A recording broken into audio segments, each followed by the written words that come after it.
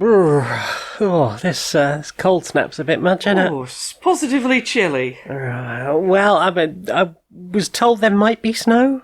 Yeah, is that right? Yeah, I'm not sure I'm ready, to be honest. I mean, that seems a little chillier than what I'm ready for. Yeah. I think this is the perfect time, though, to just get rid of all those unfinished creative projects.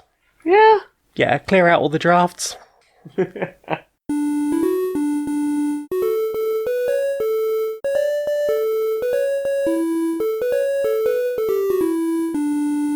Greetings, strangers, queer and pleasant. I'm not Laura Kate Magnetdale. And I'm not Jane Aerith Magnetdale, and welcome to another episode of Queer and Pleasant Strangers. It's a podcast where two queer trans women, that's us, we're wifey types, Me and me. have a bit of a catch-up of media we've consumed recently, and make a show despite the fact that we were a little bit dying last week. We had the Rona. We had something, I don't know if it was the Rona or the very bad flu that's apparently doing the rounds, or we had some form of very ill for the better part of a week. I looked into the cat litter box, there was an entirely liquid poo, and I thought, yeah, I definitely don't have any sense of smell despite being able to breathe perfectly. Oopsie. Oopsie Well, doodle. it's fine. We survived and we're here now. We are here now. And we're going to tell you about more pieces of media that we've consumed after having taken a week to let our bodies get better. Yes. Yeah. And before that, a week to talk about just the films. Yeah, And we still missed a couple. Yeah, so it's been a while since we've talked about anything that wasn't films on this show. Yeah. So we got some stuff. things. Yeah. We got some things. Tell us the thing up that you have played. I'll tell you about a thing I've played this week. Let me get up the list. So, I have been playing around with a bunch of hardware things, some of which I can talk about this week. So, I can talk about the PlayStation Portal, You can. which had not shown up by the last time we did an episode talking about stuff we've played. The PlayStation Portal is a remote play device for the PS5 that works over your home internet connection, that is basically a pretty big screen with the two halves of a PS5 controller slapped on the sides of it. Mm-hmm. And here's the thing about it.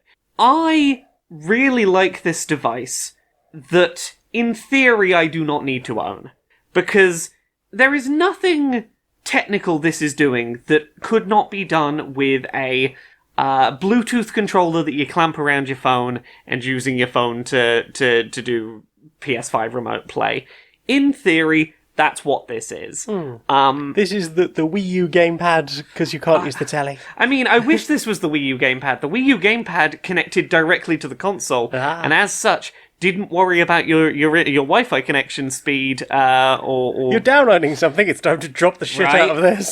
It was, like, super low latency tech. That was fucking great tech I wish more companies would invest in bringing back. This is via your Wi-Fi.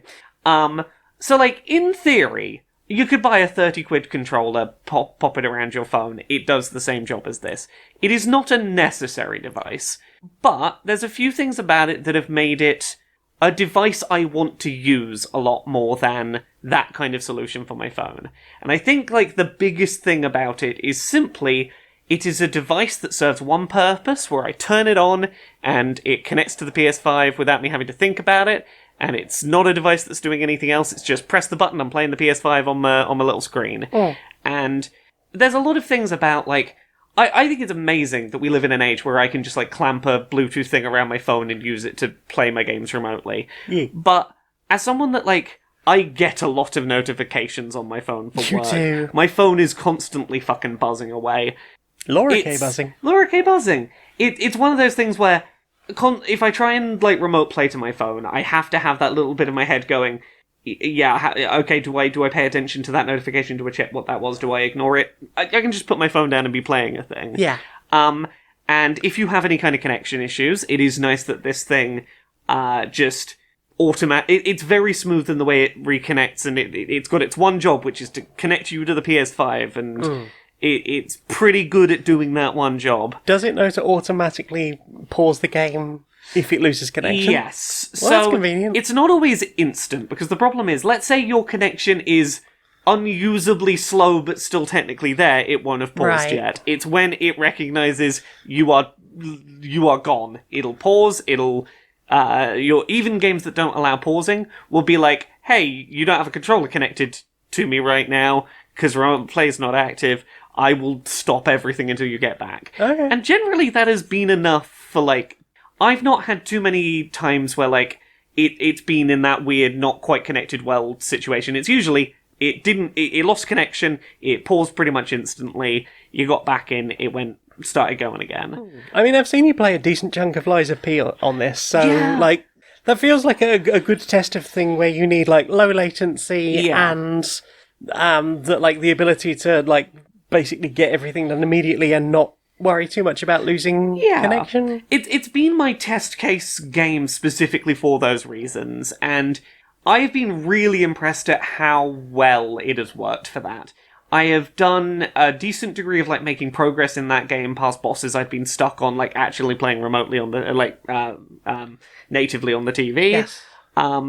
It's not perfect. There will occasionally be little hiccups here and there, but generally speaking, I've had a pretty positive experience with it, and I recognise that, like, a good portion of that is I got lucky with our home internet setup, works well enough for it to work. That's not going to be the case for everyone. No. But again, because it's basically just doing what your phone doing remote play would do, if you're someone who's like, I like the idea of this device, but I want to know if my home internet will, like, handle it, Test it on your phone. test it on your phone. Remote play on your phone, see what that quality is like, it'll be fine. The screen is decently big. It's, I'd say, about the same size, maybe a little larger than the Steam Deck screen. I would say it's probably roughly the same size as an OLED Switch. Yeah, I feel like it's Maybe a little bigger? I feel like it's a little bigger than the OLED Switch screen. It's not an OLED screen, but it is a very nice LCD screen. It's got a lot of good rich colour. It's got a lot of good rich colour. The DualSense halves that are on either side of it, basically just a DualSense controller. The analog sticks were a little smaller, they have a little less travel distance, but basically just a DualSense. It does look like some sort of cyberpunk version of a DualSense controller, where there's like a transformation thing that's like, oh yeah, I've done the thing now, I just pull it apart and it does this, and the screen pops up in the middle. Yeah, a little bit. I like that it supports all the DualSense features over remote play, so you can have your fancy trigger stuff and your rumble and stuff all works. The little touch panel on the DualSense, you basically have like an area of the touchscreen near each analog stick that if you touch, it's like, cool, that's your touchpad area, do your touchpad actions there.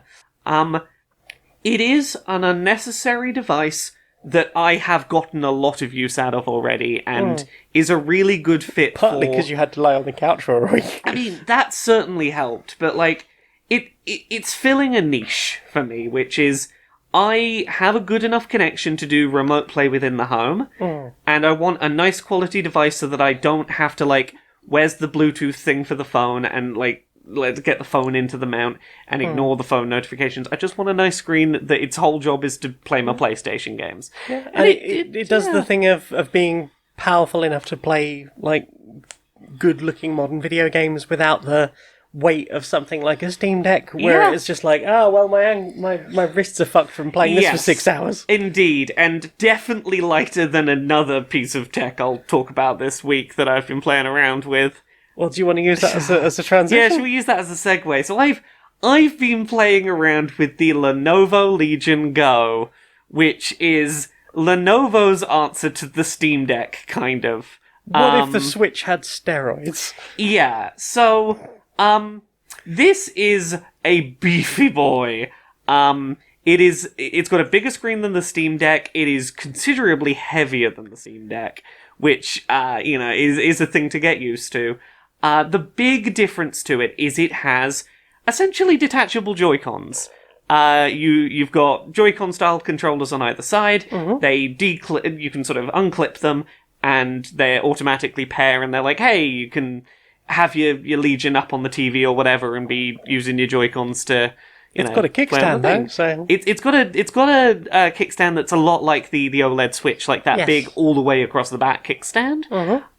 One of the Joy-Con controllers can be used as a standing mouse, which is interesting. I've been fucking around with that a little bit. It seems like that might be I was talking to you about this during the week, that at some point, on our list of Zelda games to play through together, there's the DS ones, which are not going to be easy to put on the TV and play with a controller.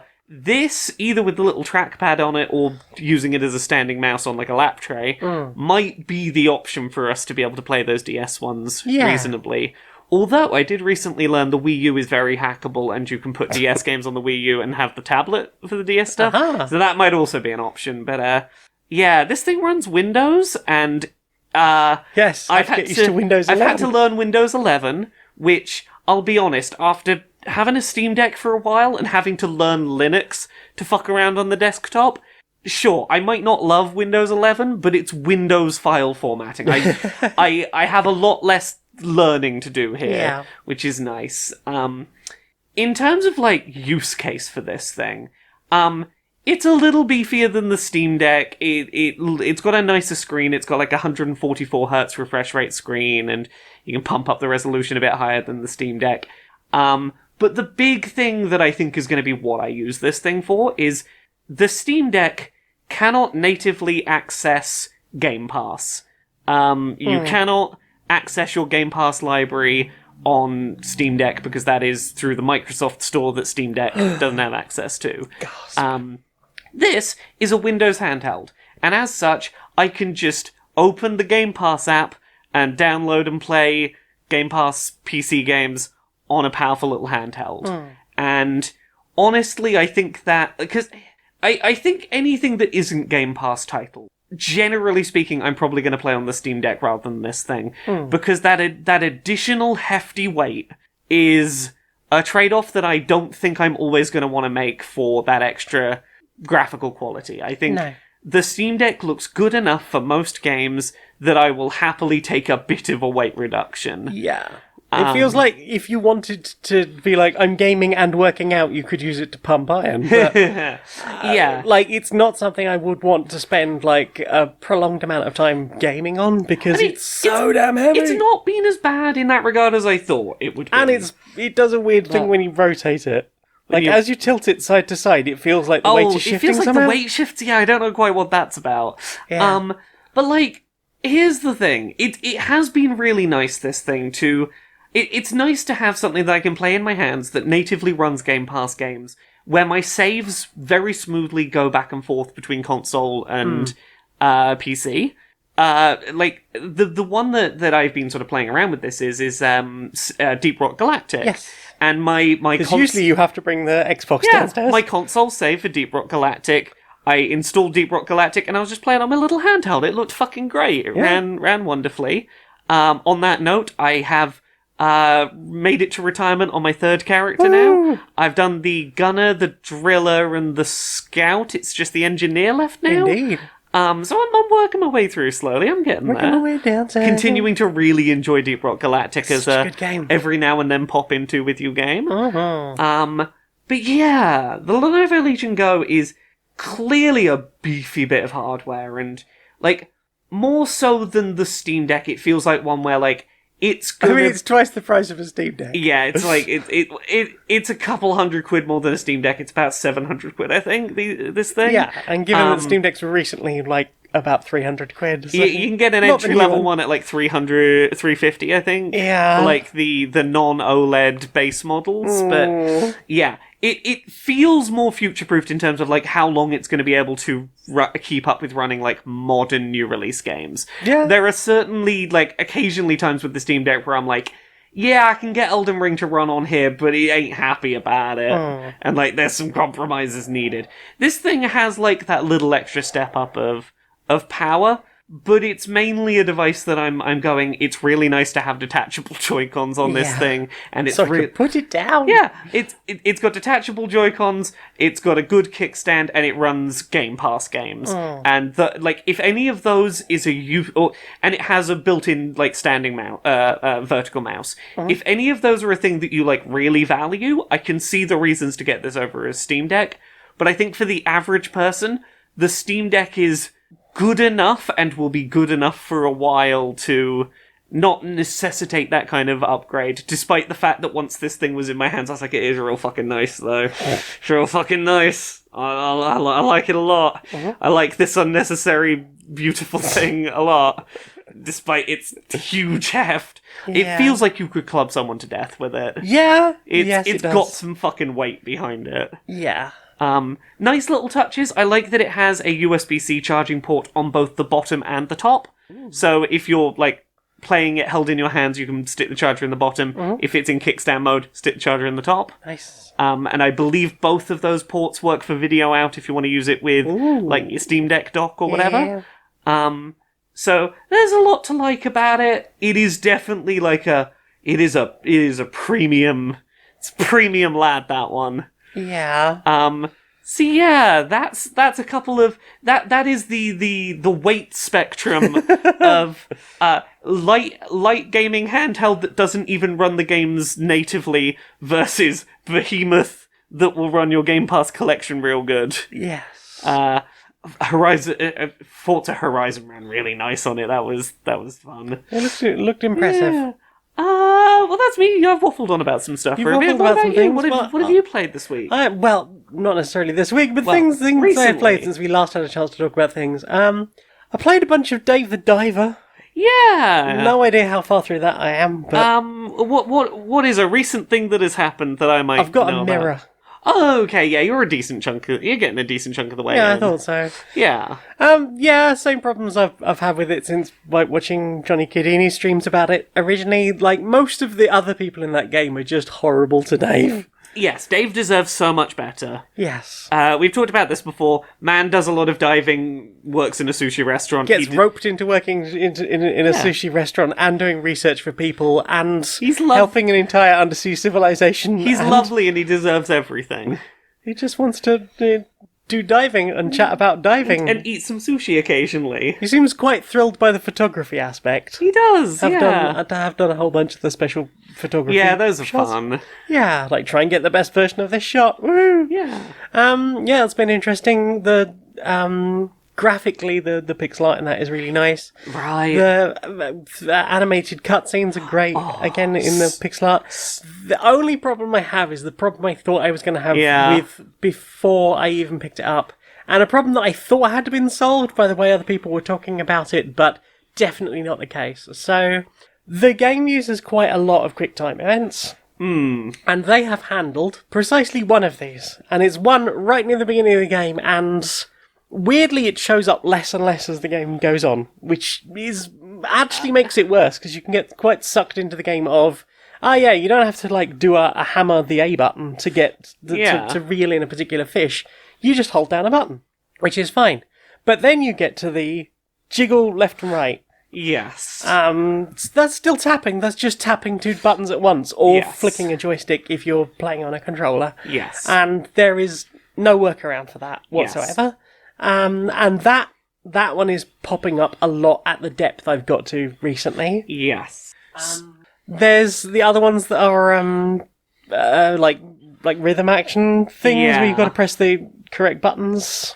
I don't know how timed that is, but like... Yeah. So I was thinking about this and trying to work out, because, like, you are correct. It is a problem that you can't turn off, like, the stick wiggling, the sort of minigame action that it requires from you. I was trying to think, why was I having a different experience of it? And I think I worked it out. I largely played this game in Joy-Con's detach mode on the Switch, and it's much easier to just pop two fingers on an analog stick and wiggle it when you've got two halves of controller, and it's like, I need to do the wiggle, I'll just move these two fingers over and wiggle. Yeah. Than it is when your analog stick that needs wiggling is on the other side of a fixed device like the Steam Deck. Yes, and I have been playing mostly on Steam Deck, entirely on Steam Deck, actually. It's not a factor I'd thought about until I saw you playing. But even so, like, the thing I had been hoping to avoid by the fact that they were like, we've got an accessibility thing in to make it easier was...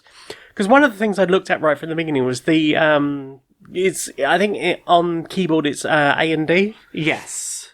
To do that QuickTime event, and it's just like, why not just remove those or simplify all of them to exactly the same thing? If you recognise that kind of QuickTime event is an accessibility barrier, give players an option to turn fucking all of them off. Yes. Yeah. Which is it's a shame. It's a shame they did not go further than they did in that regard. Also, it feels really weird that the one they have dealt with is one that you get right at the beginning, at the shallowest depths, and then so that basically means that somebody could, like me, get a decent chunk of the way through the game and suddenly be like hit like a massive roadblock. Yes. Well, see, I think that's the other problem, is I recommended this to you when I was still, like, in the upper to mid sections of that game, going, there is a button-mashing QTE, but you can avoid it. Yeah. When I recommended it to you, I hadn't yet reached the point where it was going to introduce other QTE types you couldn't do anything about. Yeah, it's it is a very weird choice. I have managed to get on, but it does feel like really half-arsing the whole situation. It's an unnecessary point of friction in a game that you were otherwise enjoying. Indeed. Yeah. What else have you played? That's another thing. Well, I've been playing some Yakuza. Ooh. I can't remember if I talked about this a couple of weeks ago when You we haven't last yet talked talked games. about the man who erased his name. Yeah, so I recently played through Yakuza, Like a Dragon Gaiden, The Man Who Erased His Name, which is a slightly shorter spin-off title following Kiryu, who is the, like, beat-em-up series protagonist, like, through the numbered games 1 to 6. And it's basically, hey, during Like a Dragon, the RPG one, with its other protagonist, Ichiban, what was Kiryu up to during that? Because Kiryu's gonna be in the sequel to the RPG, and he somehow went from having faked his death to now he's in LA in the sequel, definitely not dead. Yep. What's that journey like? Couple of things I want to say about this sort of spin-off, The Man Who Erased His Name. I really enjoy the combat in it. It is the best that, like, real-time Yakuza combat has felt to me. I think it helps that one of the things they've done is they've taken the combat style system from the Judgment games they made a couple of years ago, and just, like, gone, we're not making more sequels to this, we're going to take that man's control scheme and, like, put the best moves of it onto Kiryu now. Kiryu also now has, like, weird super agent gadgets, and some of them are fucking bonkers. I love them. The jet shoes. The jet shoes, the drones, the weird whip watch. Spider-Man whip. Which, once again, like, nobody even mentions. Yeah, no one even acknowledges that he has a Spider-Man wrist whip now. That's just a thing. It's fine, don't ask about it. You've got a mission to get a small toy out of a river. Can you go get it for that small child? Yeah. Yes, I'll use my wrist-mounted whip watch. Yeah, my Spider-Man powers to get it. There's not... a lot of the Yakuza games have, like, one big side quest that is, like, the big one for the game. And for a while, I felt like this didn't really have one of those. In Like a Dragon, it was the business management game where your shareholder meetings were Pokemon battles, things like that. This kind of has one of those. You have a fight club where you can recruit fighters and train them up and, like, make a little fight squad and go fight these big battles with your little crew you've built. And one of them does have a chicken head, so it's even more like the business management exactly. game. One thing I think's really neat about that is all of the people you recruit to your little fight club, you can play as them in, like... You can pick any one of them to be your, like, playable character during, like, either solo or group fights, and they have unique movesets. They just have, like, complete original movesets per character. And, there's some, like, classes of them that have some overlap, but if you find, like, a particularly unique character, they will just have their own moveset that's just for them. And that's really neat. I enjoy that a lot. It is definitely a bit of a shorter one. But it's very sweet, very emotional. I had a good cry at the end. There was a point where Kiryu was doing a real ugly cry with, like, snot running down his face, and I was like, my baby, I will protect you. I think it's a nice move that a game that is so big man doohickey and is like a powerful character and that has many types of strength. To just do, and now we're going to show him properly ugly sobbing. He saw a thing that made him feel an emotion, and now he's going to have about 5 minutes of an ugly cry and talking about his feelings. Yeah. And, like, that, I respect the hell out of, like, the degree to which they let him, like, ugly sob in, like, bittersweet happiness and despair. I was like, that's fucking well done. But yeah, and then it's got a really chunky demo for the next Like a Dragon game. It has, like, probably like a 45-minute story demo and then an open world little demo you can do as well. It was funny because, like, I was thinking, like, for a £40 game, you got through Man Who Erased His Name quite quickly. and then you seem to spend like 4 to 6 hours playing a demo that wouldn't end. Yeah. You're like, that was really. There's more. There's still more to it. But yes, it's gotten me suitably excited for the next RPG one. But yeah, this has gotten me on a bit of a Yakuza kick. So with the Legion Go, I have been playing a bunch of Yakuza 0 because I am determined to do the proper go through the whole numbered series. I've been intending to do it, and being able to sit and do it on a handheld is the excuse for me to get through it in little chunks while we're doing other things. You've gone from oldest Joryu to youngest Kiryu. Yeah. So I am currently playing through Yakuza 0, which it's definitely aged a bit. You can feel this game's age. There's a couple of games that I think are probably better starting points in the series. Kiwami and Kiwami 2 are remakes of Yakuza 1 and 2 that are a bit more modernized. Yakuza 0 didn't get that treatment, and it feels a little rough around the edges as a result. It feels like an old game. It is a re-released version, though, isn't it? It is a re-released version, but it's it's not really had any... Its design edges are a little clunky, a little...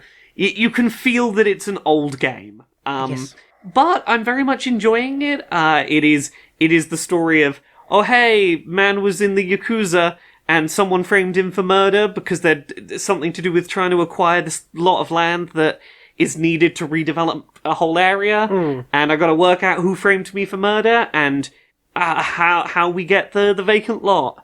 And I've gotten far enough into it that I am now in the section of that game where you get to play as the other playable character of Yakuza 0, Majima.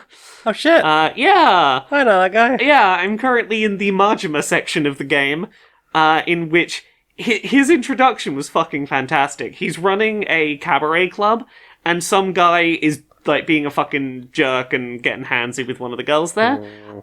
So Majima's response is, egg the guy on to try and fight him, and then just dodge every single punch the guy throws, let him embarrass himself in front of a club full of people, and as he's being dragged out with, being threatened to be arrested, go, I don't want to ruin your night for you by getting arrested if I can help it.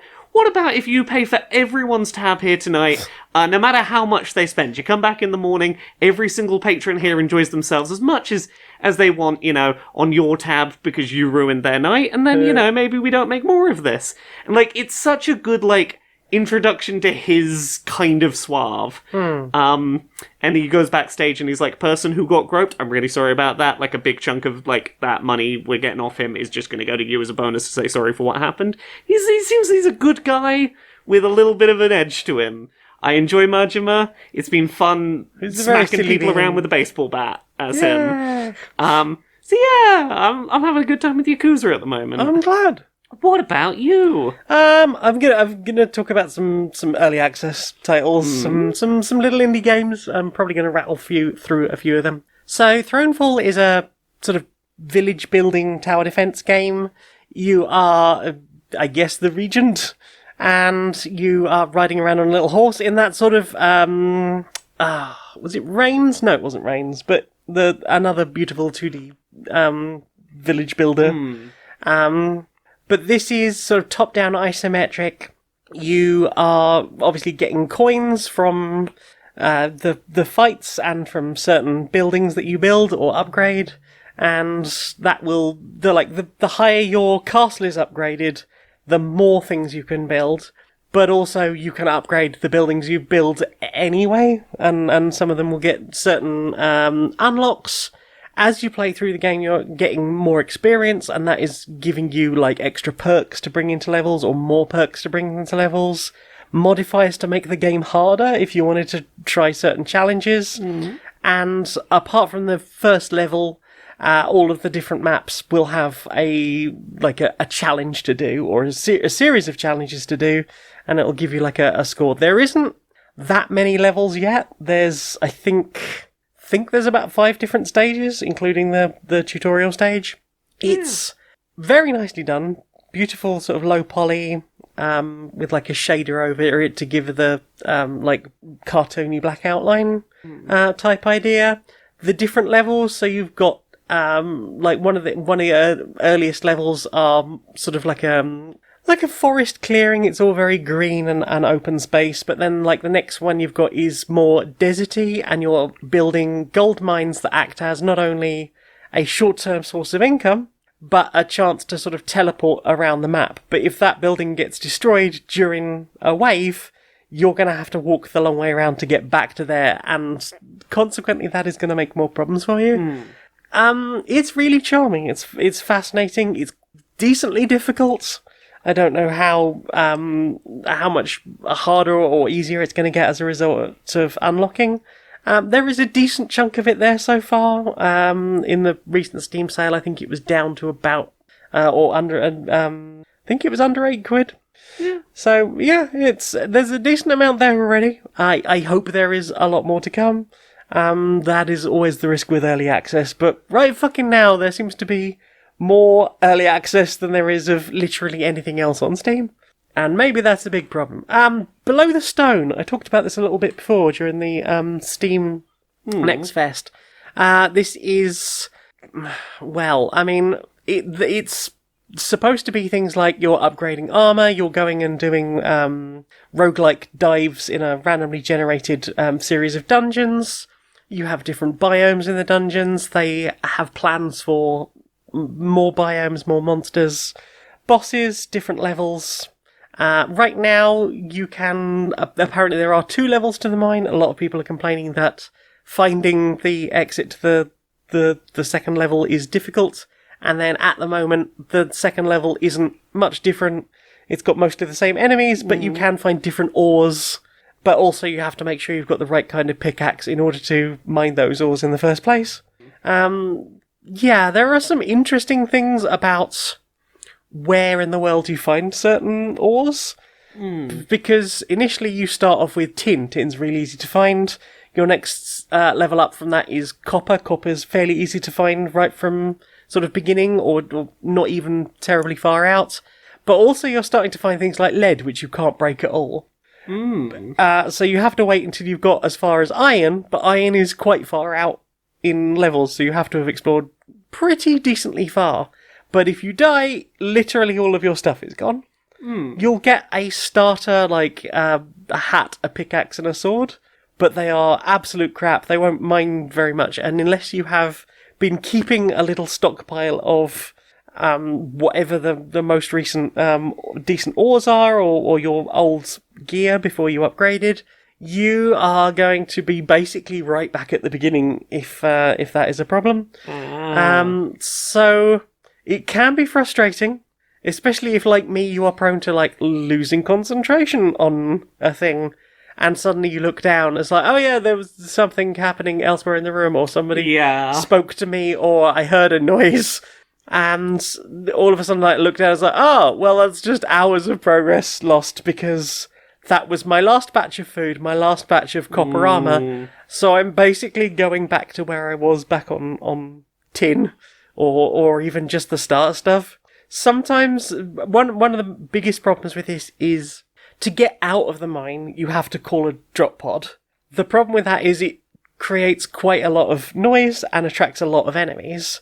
So if you're like, I need to get out of here, I've got lots of cool stuff and not a lot of food, and not a lot of health, you have to run around to try and find things to get you back up to full health before you risk calling the drop pod, because you're going to have to do a horde mode. And it can be really frustrating if you've got to a point that's like, oh yeah, I got so far out that now there isn't really much in the way of food just to be found lying around. But I've got a bunch of iron, which I need to do my next upgrades. So I'm sort of trying to squirrel as safely as possible back into bits nearer the beginning where there is food to be picked up so that I can call a drop pod so that I can get out of here with all my good shit. And that can be really frustrating. I can imagine. There doesn't at the moment seem, despite promises, there doesn't seem to be a huge amount here that wasn't in the Next Fest demo, which is really disappointing. But well, we'll see. We'll see if they do more stuff. Right now, cannot recommend, but I am really enjoying it. Yeah. I wouldn't recommend anything that incomplete. Steam Early Access! Ah. Next thing I want to talk about is Station to Station. This is An adorable little train game about connecting. I think if this is the one I think it is, I've played a good chunk of this. It's got little adorable voxel art. Yeah, this is you're connecting train stations together with the little, drawing the train track. Yeah, so it's like, here is a wheat field and here is a mill. Connect them, build stations near them, and then connect those with tracks. Yeah, make the resources get to the other resources so they make the other resources and do so in a sort of optimal route. Or not an optimal route so that you can get a bonus for connecting loads of things all at once. Well, yes, there's different ways of scoring depending on how you do it. But yeah, you're trying to connect up all your little resources with a little train network. The artwork's adorable. I spend a lot of time just really zooming in and watching the trains go by. It's adorable, that game. It really is. Yeah, they did a great job. I didn't realise this was by the same people who made Train Sim Valley and Train Sim Valley 2. Both of which I have played. I did not know that either. I should have realised it's basically the same game, but with less good graphics. Yeah. So yeah, I'm enjoying Station to Station so far. That was really fun. Mob Factory. It's a fascinating idea. What if you had like your Factorio Satisfactory type factory game building, but it's also sort of a tower defense? And you've got this whole thing of, okay, I can farm these worms to get worm skins, which I can use to make a certain type of coins and certain other resources. But on the next island, there are spiders, and they require that I do like a bunch more killing of specific things so that I can get new weapons, because weapons are... You can't produce your own weapons, you have to buy them from the black market. Okay. And later on, you to get upgrades for things like your conveyor belts to make them move faster, or your weapons to shoot better. You have to brew potions, and then give those potions to a strange wizard who's just floating around one of the islands. There's random boss encounters, which is to say you'll purchase another island to expand to, and rather than being a place you can actually go, it's got a giant boss sitting on it, like a dragon or a hydra, and you have to park as much as many offensive towers around it.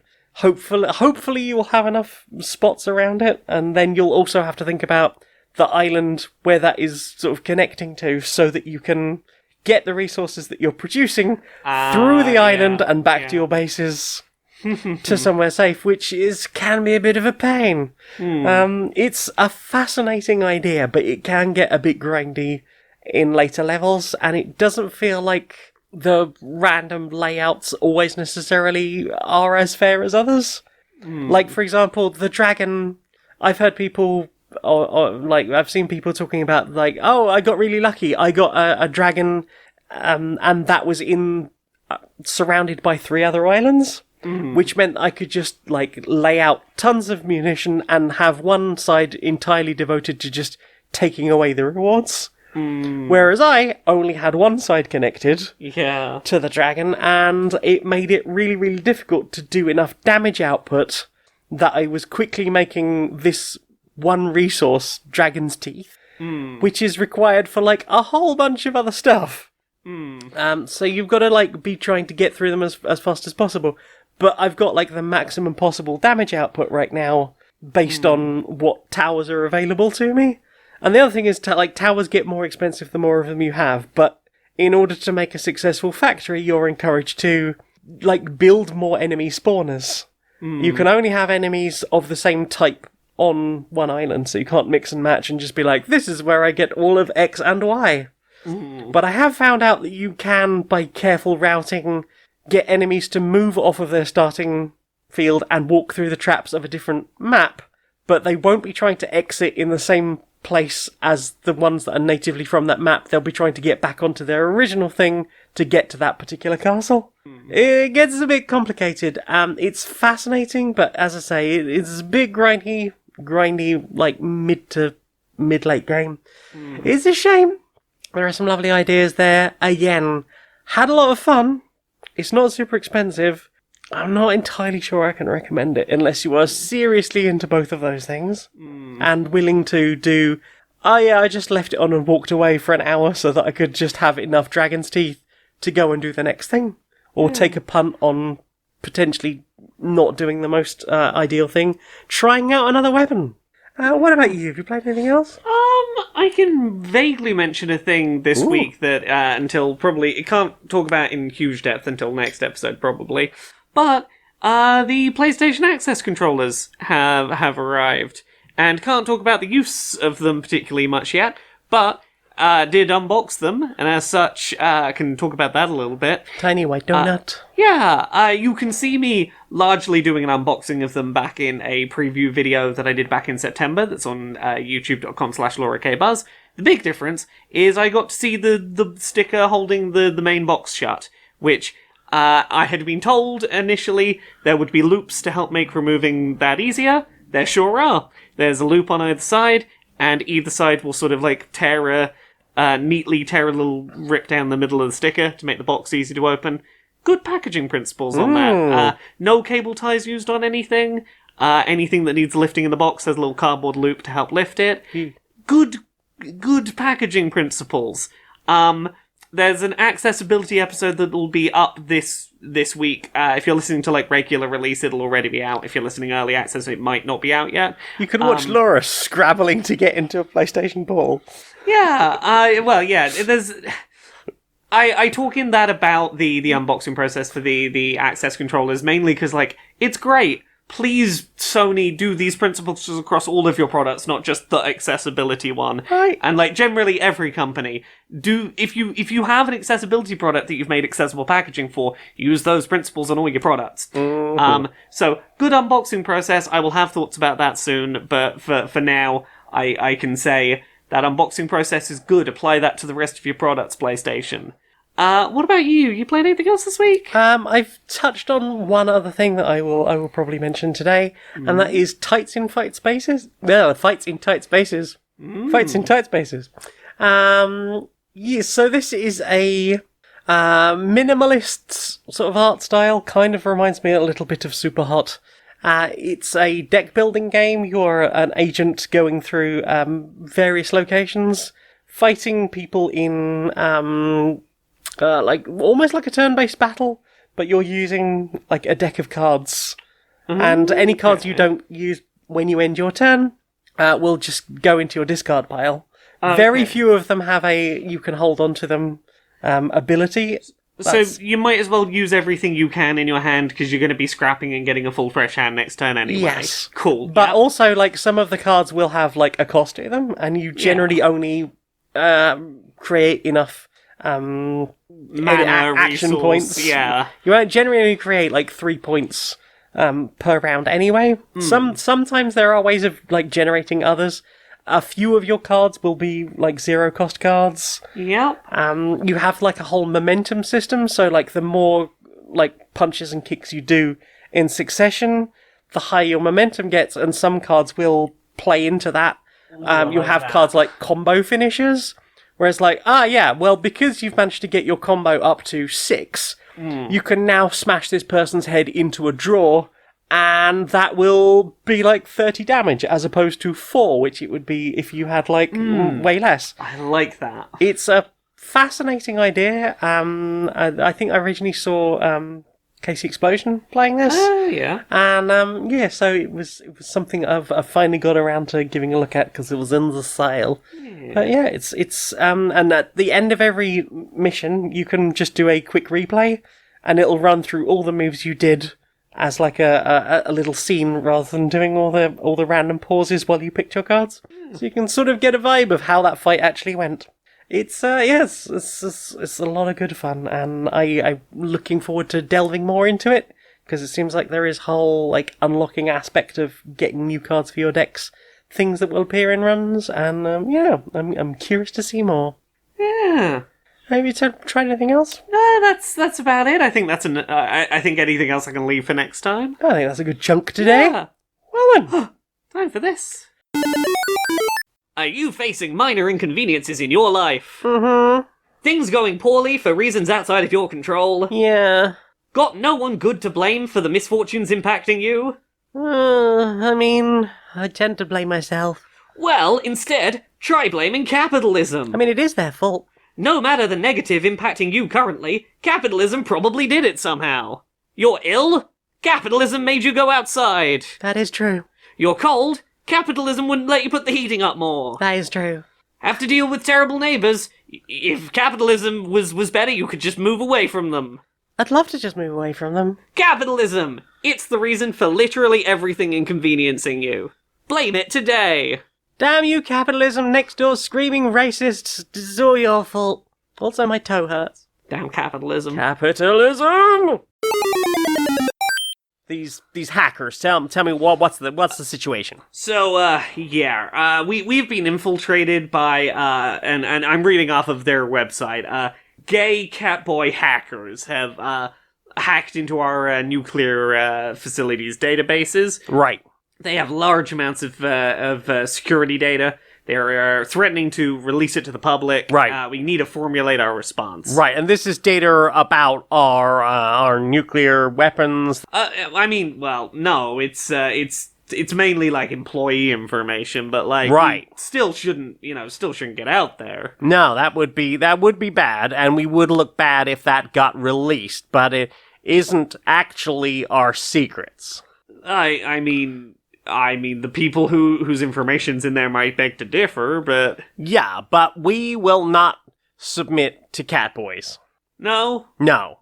Everybody knows that the wolfos run this town. Awoo! Oh, awoo! Awoo! Yeah, and we're gonna take down the catboys. We'll just refuse to surrender because the wolfos run this town. What in the hell is happening? Serious government business. Awoo. Government, son! Right, I'll see you for scritching at 1400 hours. Hell yeah. Ooh. So, what have you put in your eyes? Well, we watched some stuff that was just like, what is a good amount of brain for the amount of awake we had last week? What can we occasionally pass out in front of? Yeah, what is like a thing that's going to be engaging, but if I fall asleep, I'm not going to miss, like, the biggest thing in the world. And boy, did we fall asleep a lot last week. We did. So one thing we did watch all of, which I'd seen before, but you'd never seen, like, all of previously. I think I'd seen, like, most of the first season of Gravity Falls. Yeah, we watched all of Gravity Falls. All of Gravity Falls. So yeah, as someone who's never seen Gravity Falls, like, start to finish before, what did you think? Yeah, I can see why people sort of hold it in very high regard, and it gets sort of lumped into that camp of Over the Garden Wall. Yeah. It's like, is it fence? I can't remember. Yeah, it's got like a weirdness. It's definitely more Disney weirdness than Over the Garden Wall. I mean, but also like it goes places. Yeah, Deer Teeth, for example. It's Disney weirdness until a man has all of the holes in his face, their functions swapped. His nose is his eye and his ears are his mouth now, and he screams and falls to the floor. You know, kids show. Yeah. Like, those last few episodes definitely go... They ramp up a bit. Really fucking hard. But it's weird, because, like, we were talking about the way we had first encountered understanding of Gravity Falls. Yours was that. Mine was a gif of a gnome vomiting rainbows. Yes. Which is in the first episode. Yes, and mine was basically the last... set of the last couple of episodes. Yeah. We both had very different places we came to this from. But for anyone who's never seen it, it is a show that has like 2 seasons about 2 twins who go and live with their great uncle, their grunkle Stan, in Gravity Falls, which is a sort of tourist trap place in the woods that sort of no one really goes to, and their grunkle runs a sort of weird horrors of the woods Mystery Shack. And it's all like fake bullshit. But Dipper and Mabel, the twins, discover there is some real supernatural stuff going on, and Monster of the Week little adventures start happening, and what's with these journals? Who made these journals? What's with the bigger mystery? Indeed.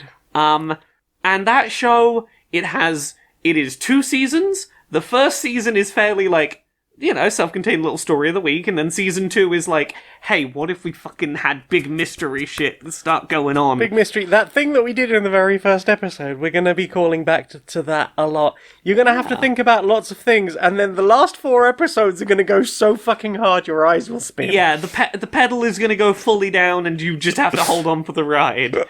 I will say, I think that show ends on a very sweet note. I think they do a really good job with that, like, finale arc of the show of, like, big dramatic set piece, like a rewarding solution to the big problem, but also making sure that, like, they do a good balance of fan service of one-off characters getting to come back and have their little cool moments, and making sure there's a nice little happy ending conclusion for everyone, and, like, everything's tied up with a very nice bow for a show that spends its last few episodes going so buck wild.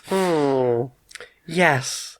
There were a few times we just looked at each other when something horrifying had happened and went, Disney! Yeah!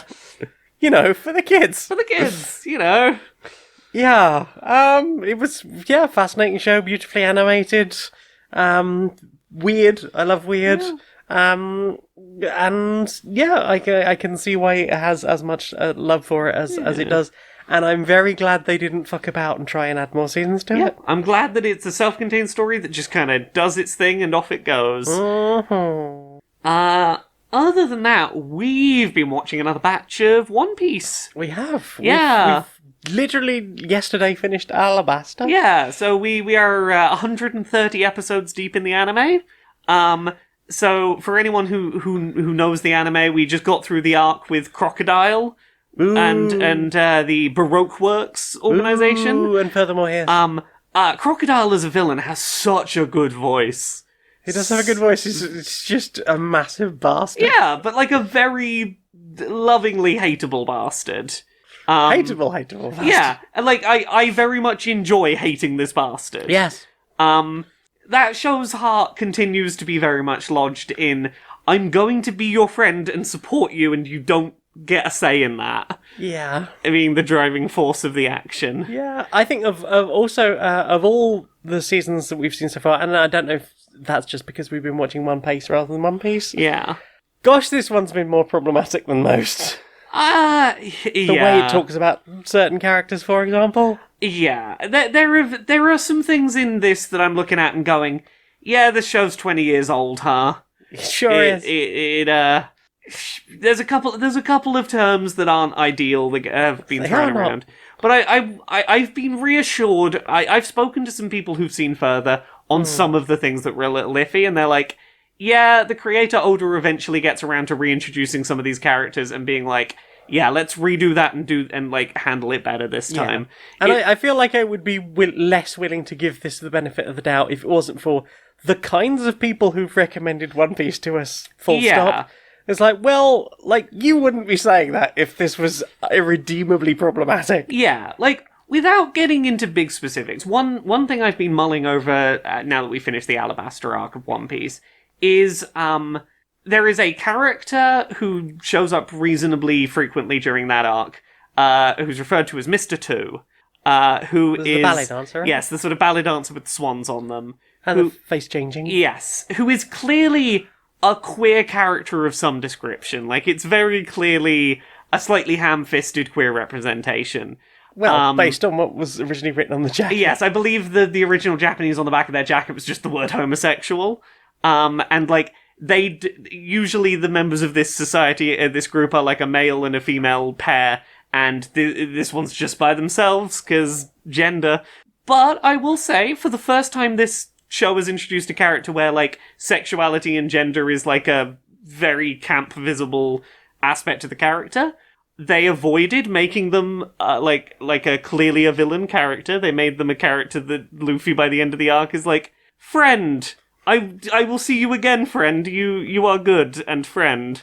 And I'm like, that's... You know what? I expect worse of anime of this era. I expect queer-coded character is just out-and-out villain with no redeeming qualities, and to be like, you're basically the only member of that organization that we walked away from with Luffy going, you're friend, I'll see you again, you are friend. It's like, okay, there were some little wobbly bits, but like, I will accept this for what it is.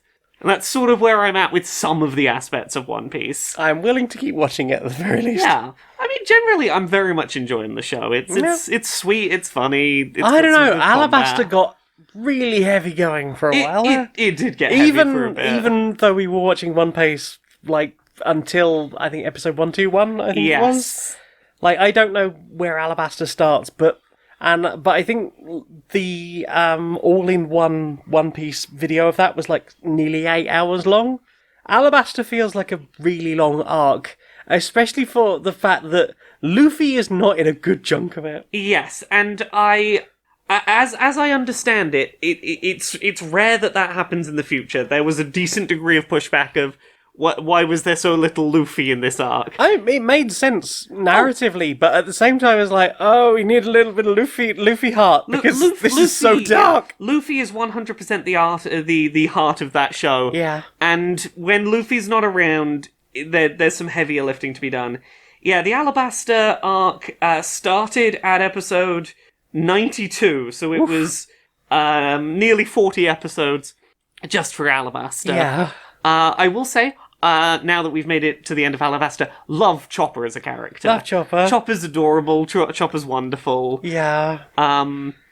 Several episodes in a row of Vivi screaming, "Please stop fighting!" Yes. To just two armies just fucking each other up. Yeah. I will say, I respect...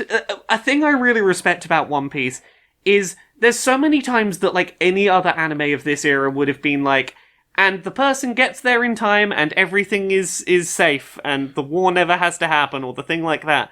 And this really does go like, no, sometimes someone's just running a fucking psyop and is determined to make a war happen, and you can fucking convince some people to do wars they don't want to do if you shoot the right person at the right time and fuck up peace talks. You can be seconds away from a standing ceasefire, and that person being assassinated will just make everything get fucked up again. You just get one person stood on the right side, stood pretending they're on one side of a ceasefire and shoot someone on the other.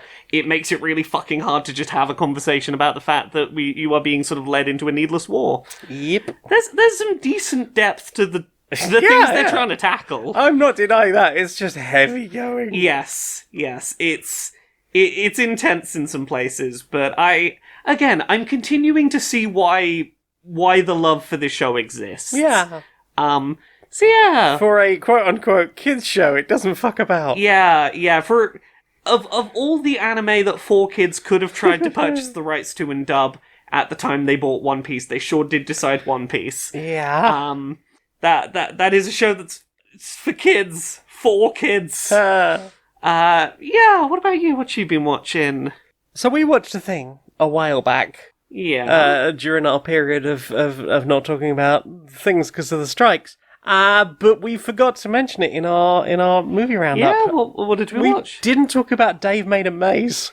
Oh, we didn't talk about Dave Made a Maze. That's fucking wild. Yeah, so thanks TikTok for just being like, hey, if you like horror and weird shit, watch Dave Made a Maze. It's a film about a guy who is kind of a loser and kind of flighty between projects, so I wouldn't know anything about that with my ADHD. He's a little bit of a never really sees things through to the end. Definitely vibes of like ADHD. Yeah. I can't stick with the thing long enough to actually do it. Yes, and his girlfriend goes out of town, and in the meantime, he builds a maze in the living room out of cardboard. Yeah. And he's like, I'm gonna finish this one. I'm gonna finish a task. And she gets home, and he's like, I'm stuck in the maze. And it's like 5 cardboard boxes on the living room floor. Yeah, it's like maybe 6 feet across. Yeah. And it's like, how would you get lost in this? What could possibly be happening? Calls like all of her friends up, and they're like their mutual friends to sort of convince Dave's having a breakdown or a midlife crisis. Should in we there. check on Dave? You've got to talk him out of There's his a weird camera little crew. box Yeah. It gets pretty wild. Yeah, I think it's fair to say, I don't think it's a spoiler to say, eventually everyone goes inside the box, it's bigger on the inside, that's a bit weird. And all the sets are practical. Yes, the fucking set design in this is immaculate. Yeah. It's fucking beautiful. And it's all like torn cardboard, but within that there might be like big turning cogs or weird set pieces, or later on just bizarre, traps. I don't want to give too many examples of the specifics, but it is wonderful use of, physical set design in a way that, it is hard. I imagine it's quite a challenge to make your sets primarily designed out of cardboard, a material that, isn't very visually distinct from one set of cardboard to the next, and still have it be easy to track where characters are in distinct spaces. They do a lot with a little in that set design. Yeah. And then people start dying, and that is both hilarious and weird and fantastic. Again, it's not as visually horrific as it could be because of some creative choices they make. Yes. It's psychedelic comedy Saw in a cardboard maze, kind of. Yeah, what if Cube was cardboard? Yeah, what if Cube was cardboard? And then there was a punchline to that. Yeah. It's one of those films that we finished watching and I just kind of needed to sit there for 20 minutes and go, uh-huh. Yeah. Uh-huh. Yes, we didn't know if it was from a Struck studio or owned by, a subsidiary of someone, so we didn't want to talk about it at the time, but my goodness, that film is amazing. Can't recommend it enough. It is a weird little fever dream of a film, but there's nothing quite like it. Yeah, I love it. Yeah. Have you watched anything else? Not really. It's been a lot of binging, sort of mindless YouTube that we could fall asleep to. I mean, there has been a good chunk of One Piece to get through, so... Yeah, we've been watching YouTube stuff, but it was generally what is the thing if we fall asleep to? It's not the end of the world. That's the kind of week we've been having. Yeah. And we needed it. Yeah. Well done. Time for this. Hey, Laura. Yes? We've got a new sponsor. Who's our new sponsor? Well, are you struggling with the fact that it has been almost entirely pitch black from 2 p.m. onwards? I mean, we're lucky if it's still late at 2 p.m, honestly. Is your body being I'm not getting the tea, I need the D? It's bedtime, get in the bed, it's dark. Get in the bed, be down and lying down and... rest and hibernate, this is your natural state when it's dark and cold. Yeah, I've been going through this. Well, and, it's hard to remember to put the daylight lamp on all the time. The daylight lamp really hasn't been cutting it, it's not been enough daylight input for me. Well, this week's sponsor is FauxSummerScreen.lol.net. It's basically a giant monitor that you clamp over your existing windows. Okay. And it just displays a nice sunny outdoors. Oh, okay, yeah, it's daylight out, yeah. Exactly, and it uses special types of lighting on the screen that produces the vitamin D that you need so that you're getting all the good summer hormones. It looks such a lovely day outside. Maybe I'll go for a walk or something. No, don't do that. Forgot the snow. Forgot what we were doing here for a second. And I haven't gritted the stairs. Okay, sorry, right.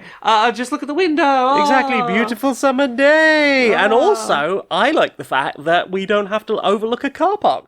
I appreciate that a lot. We get to go, beautiful rolling summer meadows. Oh, lovely. Not a Tory running through those summer meadows in sight. I love it. Woohoo. So that's FauxSummerScreen.lol.net. Enter the code Q&PS 280. Ooh.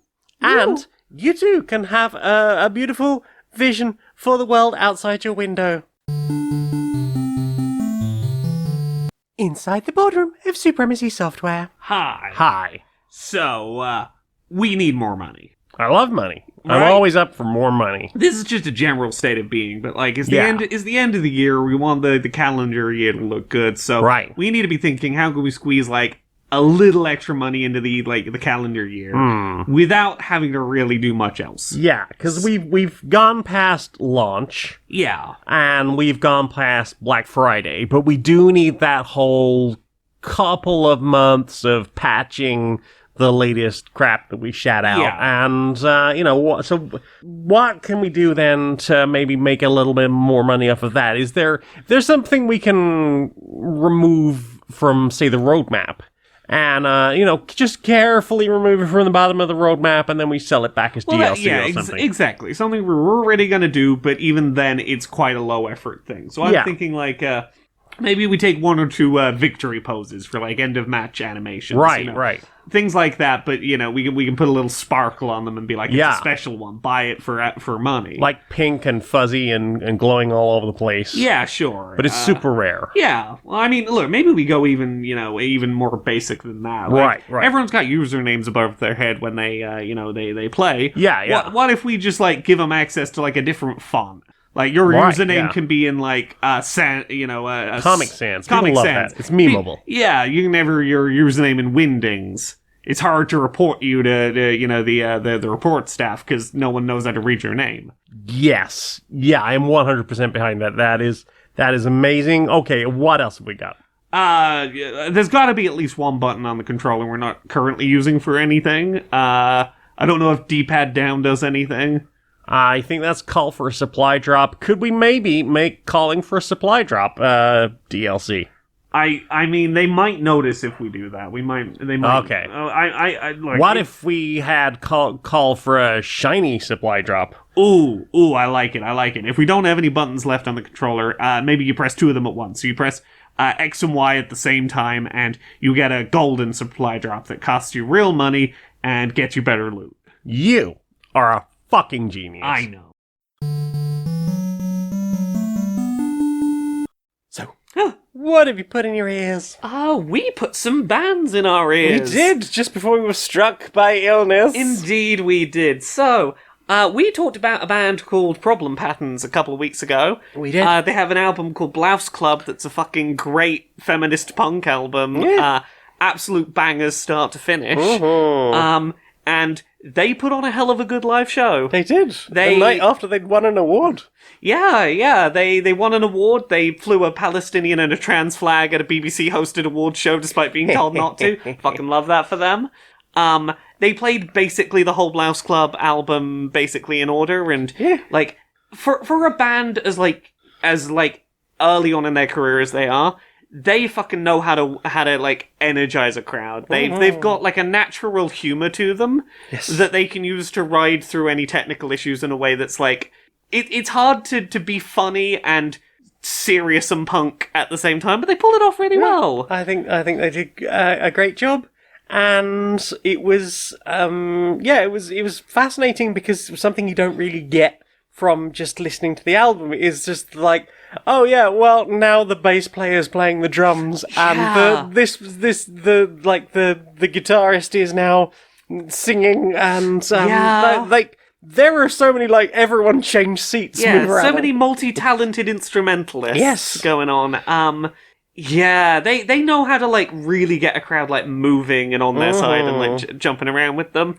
Aggie. Yeah, they're a very, very fun band. Oh yes. I look forward to more of their stuff. Yeah. But they closed out. Shall we talk about who opened? Yeah, so the very first act of the night was Dog Violet. Yeah. Which is apparently a kind of very resilient weed, which I see where the name comes from.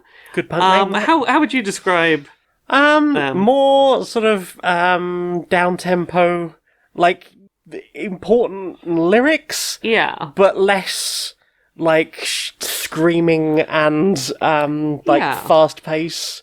The drums were more subdued, but it still had a lot to say, and I really enjoyed it, and I hope to hear more from them. They're a band with very little music available online to hear, and what music there is online to hear, I get why they largely don't want to put their stuff online, because their sound works a lot better, I think, live. It doesn't help that all the stuff that they've put up is hey, we've put it up just because you told us to, but it's all demos as well. Yeah, it's seeing them play live, it's this is clearly the environment you're intended to be in. Mm-hmm. And the other one we saw was a band called Fight Milk, who were fucking great. Yeah.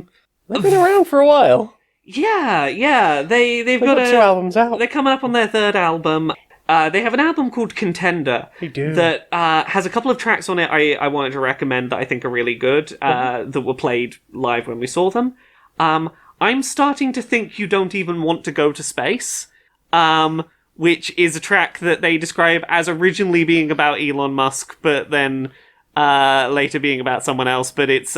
because apparently he is beyond parody at this point. Yes, and I think that's reasonable. And also not funny. Yeah, I think they opened with one of my favourite tracks of theirs, which is called Overbite, which is like a very danceable rock really track. is. Very high energy, very high tempo, very sing-along toable, even if you've not seen it before sort of track. Got the whole club moving. Yeah. They, the thing that I think really struck me about them is clearly they are all incredibly, like, raw, talented musicians. They were doing, they were getting ready to do sound check, and I think it was Cyndi Lauper's Girls Just Wanna Have Fun was playing, and they all started casually on the fly doing their sound check along to the song that was playing, doing it by ear in a way where it's like, oh, you clearly... Yeah, you have the skills. Yeah, you don't just have, like, the passion pushing your music to make it work, like, you are technically impressive musicians. You're not 70s and 80s punk, so if we don't really know how to play our instruments, but we play them loud and we shout a lot. Yes, it's you will play this a dozen times and it will be on the fucking money exactly the same every time, and that's great. Yeah, but also they gave good show. Like all their like intermittent stuff, their general banter was a lot of fun. And then, like for the rest of the night, they were up the front. I love when one you side of the stage doing and just that. having a good time. They very clear. They have that kind of energy where it's like, if you were to just take that night's performance and drop it on a big stadium stage, their presence would be big enough to fill that space. Oh, yeah. Like they don't have any of that like timidness that would get drowned out in a big venue. They have rock star energy and they know it. Oh yes, and it's great when you see a band playing in as small a venue for a smaller crowd as they were, bring that kind of I'm going to play as if I'm playing for 10,000 people kind of vibe. So yeah, good fucking night of music. Great. What about you? You listened to anything else this week? Yes, I have listened to a bunch of Doctor Who audio drama stuff. So I listened to The Taste of Death, which is about a pleasure planet for the super rich. It's beautiful and scenic, and it's known for its amazing culinary delights. But there appears to be something unusual going on in that some of the food appears to be entirely addictive, to the point where people just get a bit too wild about it. And then the greater mystery of what is going on around that is pretty fascinating. Then there was Backtrack, which is about people who are basically time tourists. They're in a spaceship. They're going to be watching. I think it's like the Battle of 1066 or something that they've gone to watch. It's aliens doing historical stuff. But it turns out that maybe the time ship wasn't all it was picked up to be second-hand, and maybe there are problems with that might cause further issues. And also, maybe there's a giant deadly bacteria. Things to find out. Cool. Yeah. And the last one I listened to was Wild Pastures, where the David Tennant's Doctor and do you remember Donna Noble? Oh, I remember. Her mum. So the Doctor and Donna's mum go undercover into a nursing home to try and find out what is going on, because there's clearly something very, very wrong. People are sort of going missing, and at one point something happens to the Doctor and he doesn't even remember who he is or what's going on, so it's up to Donna's mum to be like, please remember, it's been days. It's like, oh no, it was only this morning. It's like, no, it's been like a week since we last managed to have a conversation. It's like, things are very bad, sort them out. You were talking about this thing. It's a fascinating story, and an interesting one of those sort of, not a common companion, but somebody who has ended up in a situation where it's like, I can't get out of here because undercover. But also, I might be in real danger, and the one person who knew what the fuck they were doing is suddenly incapacitated. While also being, Donna's mum, who's, like, aggressive and opinionated, and always thinks she knows best, and that's rarely the case. So yeah, it was an interesting little story, and I'm looking forward to more chugging through more of the Big Finish stories of late. What about you? Have you listened to anything else? I listened to an album that I hadn't listened to before. Yeah, so I listened to an album called The Maybe Man by an artist called AJR. So I came across this artist mainly because I kept seeing on TikTok clips from one specific song off the album called Inertia, with a really damn catchy chorus that's been doing the rounds in, like, disabled, chronically ill TikTok. The chorus has the lines, "I'm an object in motion, I've lost all emotion, my 2 legs are broken, but look at me dance." And, like, that has been doing the rounds in, like, disabled, chronically ill TikTok, and it's catchy as hell, so I was like, okay, I want to check this album out. Because I'd heard a couple of other bits as well, and been like, these sound fun. So, the album as a whole is, like, a very vocals forward, anthemic pop album. It's very much carried by its vocalist's personality. Like, it's intended to be, here is a cohesive narrative from one perspective creator that carries this sort of pop anthem album through. Mentioning a couple of tracks, like, I'll talk about a couple of specific tracks to give a sense of this album. It opens on a track called Maybe Man, which seems to, from what I can tell, I think it's referencing a lot of the tracks that come up later in the album, but it's very grand and anthemic, about how when you don't like yourself, you might cycle through wishing you were a lot of different things, from being a dog to have less responsibilities, to being drugs because then everyone's going to want you at every party, to God so you could have some control over the worst moments in the world. But that at the end of the day, you need to circle back to knowing who you are and loving that person, because that's the only person you really get to be. You don't want to live on the moon. You don't want to live on the moon. It's a hell of an introductory track. It as a very sort of like, I don't know who I am, and I'm having to fight the urge to just be whoever will make you be a fan of me, with this really big stadium rock finale anthem vibe. Like, this is track 1 of the album, and I was like, I don't know how you finish an album that you start this way. And I think they ultimately stick the landing in a way I'll get to toward the end. A couple of other quick mentions of tracks. There's a track called Touchy Feely Fool, about just kind of wishing you could shut off the emotional investment valve just a little bit to protect yourself emotionally from getting hurt. But it is a weirdly danceable track for something that, like, with that vibe. There is a song called The Dumb Song, that's got, like, some little ska influences mixed in. It plays around with the horns a bit, about wanting to just turn off your brain and think less in an overwhelming world. Very much like, I want to disregard the burden of knowledge and just dance instead, please. Yeah. I'm just a little fool of no brain, please. There is Inertia, the track that got my attention in the first place. Very much about, like, how big life changes, even when you know they're necessary, are way harder than just doing more of the same, because life has a real sort of momentum to it that is hard to steer against the current of. Yes. There's a track called Hole in the Bottom of My Brain, that is about having the kind of brain that seeks external validation to silence the self-esteem void. Wouldn't know anything about that. No. And living life trying to plug that sort of, that hole in your brain with short-term solutions through partying and being loved and, you know, things that aren't really going to fundamentally fix the problem. Yes.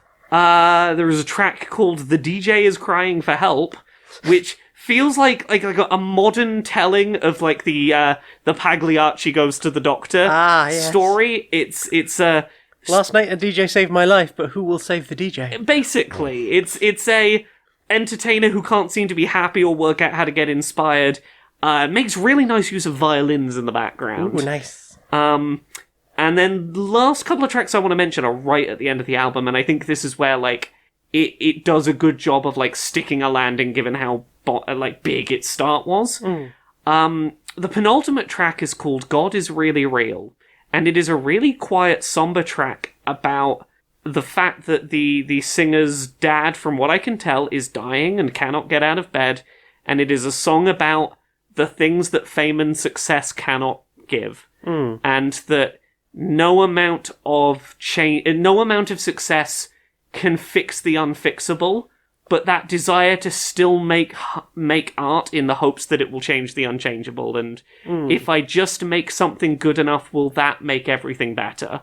And it is a real crusher of a track that leads into the final track, which is largely a reprise of the opening, but with a little bit of difference added to it.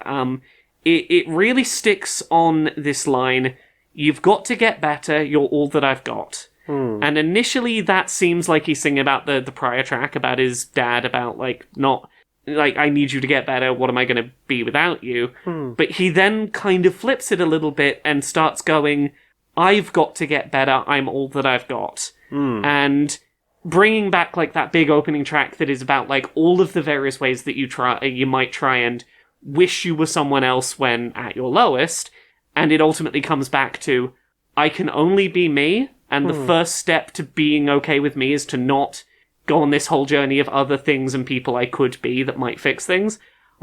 I'm the only me I get to be. I've got to fix me because I'm all that I have at the end of the day. Yeah. It's a really interesting, album as a whole piece. I'm not going to say that I, in isolation, loved every track hugely. There's a couple of tracks that, in isolation, I would probably hit skip on in shuffle. But as, a complete piece, it's a hell of a piece of art that I'm glad I gave the time to. It is a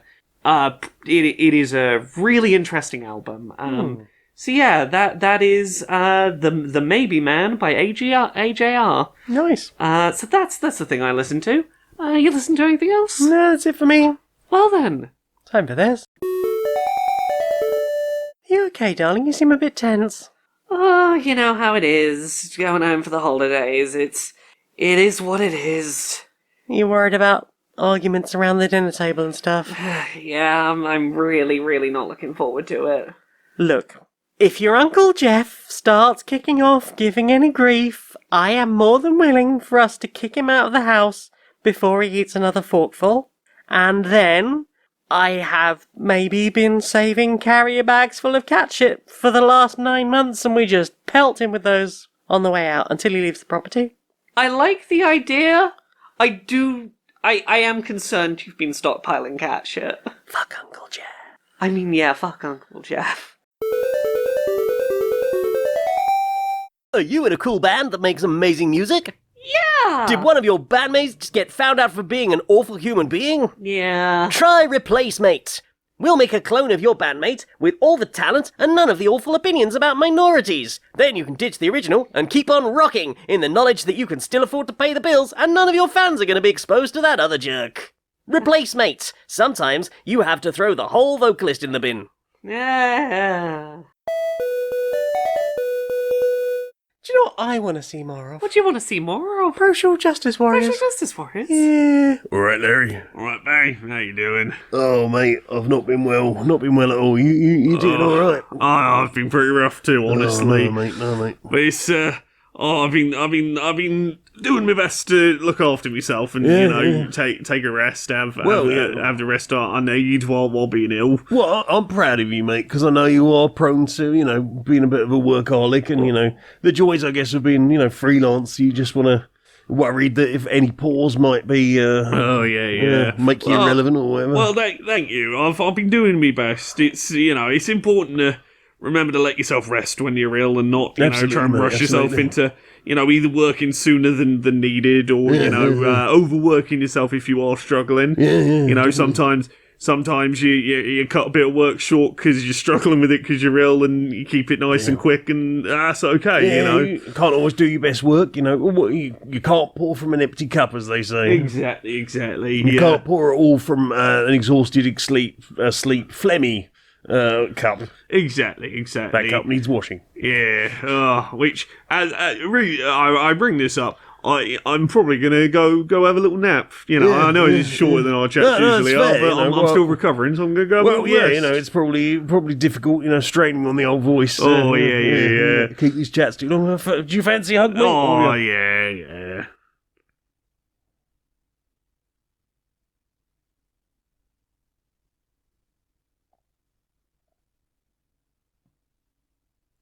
Good on, mate. Good on. Good on. Right, I think I am going to go and quietly cough into a cushion for about the next 15 minutes because this has been it for me. I think. Sounds like a plan. Good on us for knowing our limits. Yeah, go have a good lie down, mate. Yeah. Rest well. See you soon. So, Laura, you do things that can be found upon the internet, That's including an audioed book. Tell us about these things. Well, yes, at the time that you hear this, there is an audiobook that is available right now to purchase. Gender Euphoria. It's an anthology of trans, non-cis, non-binary, just generally non-cis people's positive gender-affirming stories. There's like 8 hours of me talking, narrating my own stories and those of others. You can get it wherever audiobooks are sold. Search Gender Euphoria audiobook, you'll find it. Other than that, you can find me at Laura K. Buzz pretty much everywhere. Twitter, Twitch, YouTube, TikTok, Patreon, that's the one that pays the bills, Blue Sky, Mastodon, everywhere, Laura K. Buzz. Things to look out for at the moment. There is a very big PlayStation Access controller review coming. Look forward to that. It's a big heckin' review. What about you? Where are you on the internet? Well, I don't have unified branding, but I can be found at linkter.ee/Janiac, Janiac. Yeah, you can find all the things I've done and the music I make and all sorts of random things, and you can help me justify all of my terrible life choices at patreon.com/stonedmonkeyradio. For as little as $1 a month, you can help me justify all of the hard work and maybe make not retiring to a full-time 9-to-5 an option. Do the things, or not, but maybe tell other people about the things. Yeah, Laura, will you sing us out, please, darling? Until next time, be a stranger.